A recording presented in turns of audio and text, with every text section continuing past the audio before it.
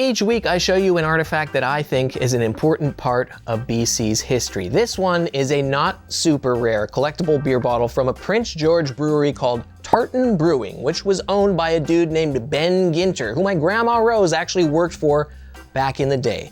Mr. Ginter was a boisterous, controversial, fairly successful businessman who made it his mission to take on the big breweries of the day in the 60s and the 70s, and he did so by creating a persona of Uncle Ben, shown on this bottle, wearing what may or may not have been a fake beard. From there, he went on to piss them off as much as he possibly could. His competitors, he pissed them right off. This was before the craft beer revolution, when the beer market was ruled by a handful of big players: Labatt, Molson, and Carling O'Keefe. They all made similar, we'll call it drinkable beer, and the varieties were hardly discernible from each other in taste and profile.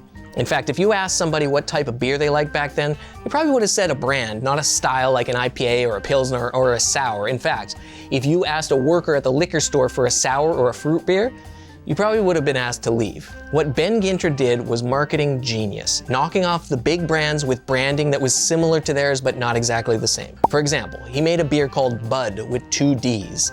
He had a bunch of cease and desist orders, and he made it into the news a lot. Uncle Ben ended up closing his brewery in 1978. He passed away from a heart attack in 1982, and what his brewery became is now Caribou.